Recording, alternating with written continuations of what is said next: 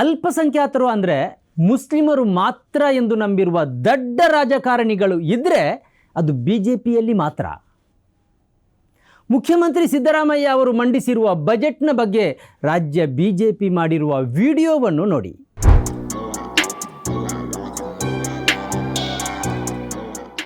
ಸಂಸದ ತೇಜಸ್ವಿ ಸೂರ್ಯ ಫೇಸ್ಬುಕ್ನಲ್ಲಿ ಹಂಚಿಕೊಂಡಿರುವ ಪೋಸ್ಟ್ ನೋಡಿ.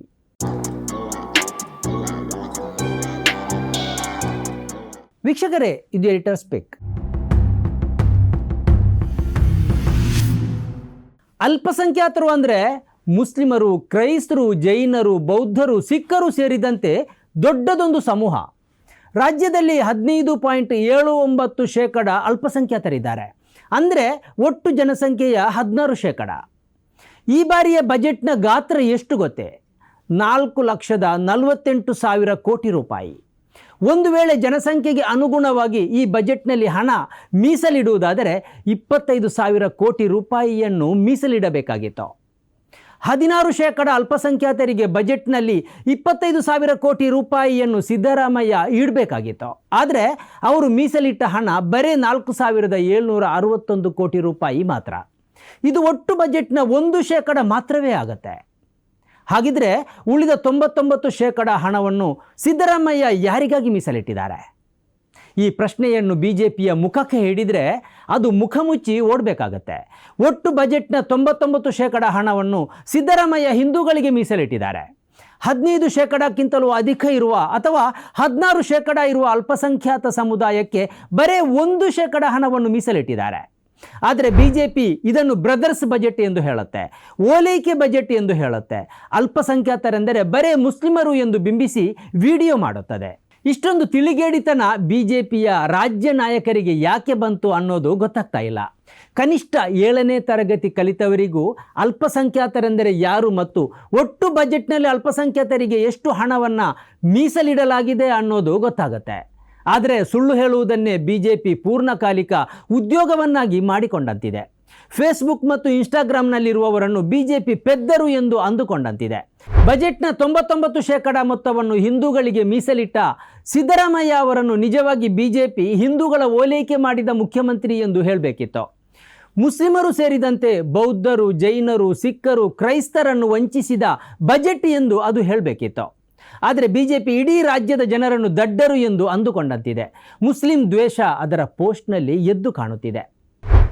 ಅಂದಹಾಗೆ ವೈಷ್ಣೋದೇವಿ ಯಾತ್ರಾರ್ಥಿಗಳಿಗೆ ಸರ್ಕಾರದಿಂದ ತಲಾ 5,000 ರೂಪಾಯಿ ಸಹಾಯಧನವನ್ನು ಘೋಷಿಸಲಾಗಿದೆ. ವೈಷ್ಣೋದೇವಿಗೆ ಹೋಗೋದು ಮುಸ್ಲಿಮರಲ್ಲ.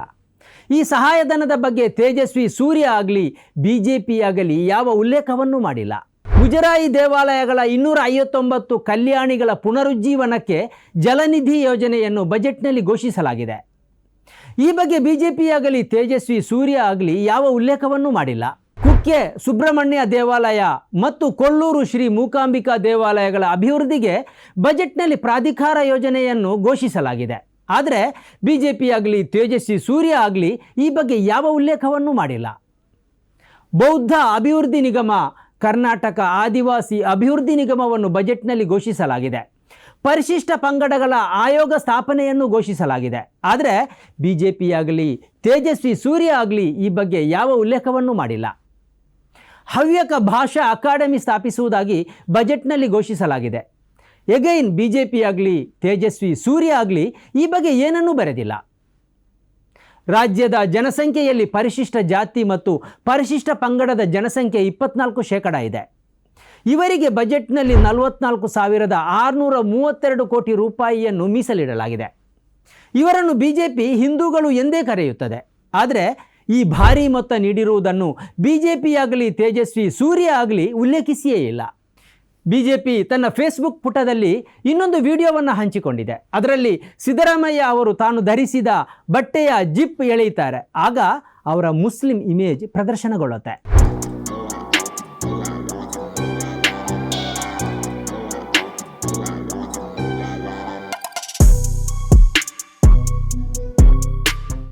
ಅಂತೂ ಬಿಜೆಪಿ ಮುಸ್ಲಿಂ ದ್ವೇಷವನ್ನು ರಕ್ತದಲ್ಲೇ ಹಂಚಿಕೊಂಡಿದೆ ಅನ್ನೋದನ್ನು ಅದು ತನ್ನ ಅಧಿಕೃತ ಪುಟದಲ್ಲಿ ಹಂಚಿಕೊಂಡಿರುವ ವಿಡಿಯೋ ಮತ್ತು ಪೋಸ್ಟ್ಗಳು ತಿಳಿಸುತ್ತವೆ.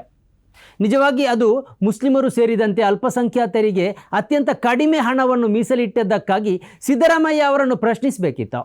ಸುಮಾರು 16% ಇರುವ ಜನಸಂಖ್ಯೆಗೆ ಯಾಕೆ ಕೇವಲ 1% ಮೊತ್ತವನ್ನು ಮಾತ್ರ ಮೀಸಲಿಟ್ಟಿದ್ದೀರಿ ಎಂದು ತರಾಟೆಗೆ ತೆಗೆದುಕೊಳ್ಳಬೇಕಿತ್ತು.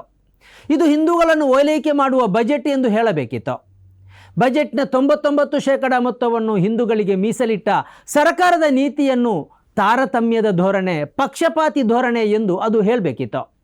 ಆದರೆ ಒಟ್ಟು ಬಜೆಟ್ನ 99% ಹಣವನ್ನು ಹಿಂದೂಗಳಿಗೆ ಮೀಸಲಿಟ್ಟ ಸಿದ್ದರಾಮಯ್ಯ ಅವರ ಧೋರಣೆಯನ್ನು ಖಂಡಿಸದೆ 16% ಇರುವ ಅಲ್ಪಸಂಖ್ಯಾತರಿಗೆ ಬರೇ 1% ಮೊತ್ತವನ್ನು ಮೀಸಲಿಟ್ಟ ಸಿದ್ದರಾಮಯ್ಯ ಅವರನ್ನು ಈ ಬಿಜೆಪಿ ಮುಸ್ಲಿಂ ಓಲೈಕೆ ಎಂದು ಹೇಳ್ತಾ ಇದೆ, ಬ್ರದರ್ಸ್ ಬಜೆಟ್ ಎಂದು ಹೇಳ್ತಾ ಇದೆ. ಬಿಜೆಪಿಯ ಮುಸ್ಲಿಂ ದ್ವೇಷವನ್ನು ಮತ್ತು ಕೋಮುವಾದಿ ಮನಸ್ಥಿತಿಯನ್ನು ಮತ್ತೊಮ್ಮೆ ರಾಜ್ಯದ ಜನರಿಗೆ ಬಜೆಟ್ ಮೂಲಕ ಪರಿಚಯಿಸಿದ ಸಿದ್ದರಾಮಯ್ಯರಿಗೆ ಧನ್ಯವಾದ. ಸ್ನೇಹಿತರೆ, ನಿಮ್ಮ ಅದ್ಭುತ ಬೆಂಬಲದಿಂದ ಸನ್ಮಾರ್ಗ ನ್ಯೂಸ್ ಚಾನೆಲ್ ಈಗ 2 ಲಕ್ಷ ಸಬ್ಸ್ಕ್ರೈಬರ್ಗಳನ್ನು ದಾಟಿದೆ. ಇದು ನಮ್ಮ ಯಶಸ್ಸಲ್ಲ, ಇದು ನಿಮ್ಮ ಯಶಸ್ಸು. ನಮ್ಮ ಮುಂದಿನ ಗುರಿ 4 ಲಕ್ಷ. ಇದು ಕಷ್ಟವಲ್ಲ. ನೀವು ಮಾಡಬೇಕಾದದ್ದು ಸಿಂಪಲ್. ನೀವು ಸನ್ಮಾರ್ಗ ನ್ಯೂಸ್ ಚಾನೆಲ್ ವಿಡಿಯೋವನ್ನ ನಿಮ್ಮ ಸ್ನೇಹಿತರಿಗೆ, ಕುಟುಂಬದವರೊಂದಿಗೆ ಹಂಚಿಕೊಳ್ಳಿ ಮತ್ತು ಅವರಲ್ಲೂ ಸಬ್ಸ್ಕ್ರೈಬ್ ಮಾಡಲು ಹೇಳಿ. ನೀವು ಶಕ್ತಿಯನ್ನು ಕೊಡಿ, ನಾವು ನಿಖರ ಸುದ್ದಿ ಕೊಡ್ತೇವೆ. ಧನ್ಯವಾದಗಳು.